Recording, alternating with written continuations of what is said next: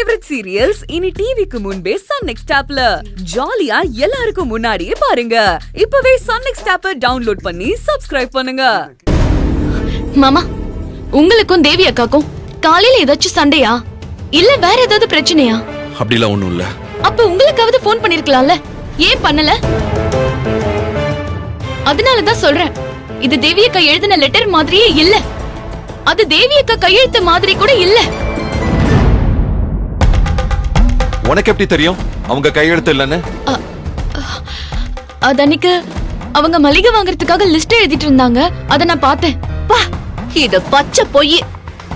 அவ எதுக்கு முதல்ல இந்த வீட்ல மளிகை லிஸ்ட எழுதுறா?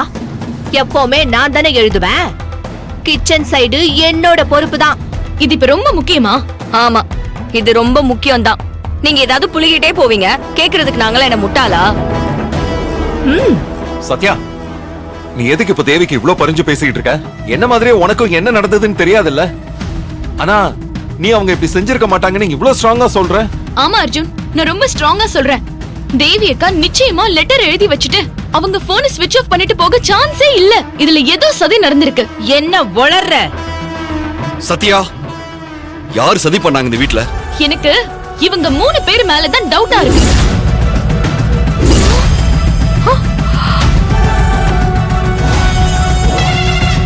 அத்தை, ஸ்ருதி அம்மா. சத்யா, அடி பாவி. ஐயோ, என்னம்மா சொல்றா இவ? Sathya, what nonsense? ஏய், எதுக்குடா இப்ப கோவப்படுற? கொஞ்சம் அமைதியா இரு. உனக்கு கிறுக்கு பிடிச்சிருக்கா சத்யா? எங்க வந்து யாருகிட்ட என்ன உளறிக்கிட்டு இருக்க? அர்ஜுன் ப்ளீஸ், கொஞ்சம் பொறுமையா கேளுங்க. இதுக்கு மேல என்ன பொறுமை? வார்த்தையா அளந்து பேசு. எங்க அம்மா என்ன பண்ணாங்க? அவங்க மேல ஏன் பழி போடுற? அவங்க தானே தேவி அக்காவோட அப்பா அம்மாவை கூட்டிட்டு வர சொல்லி பிரஷர் கொடுத்தாங்க.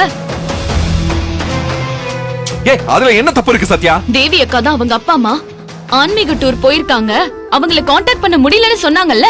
திரும்ப திரும்ப பிரஷர் போட்டா அவங்க வேற என்ன பண்ணுவாங்க? ஏய்,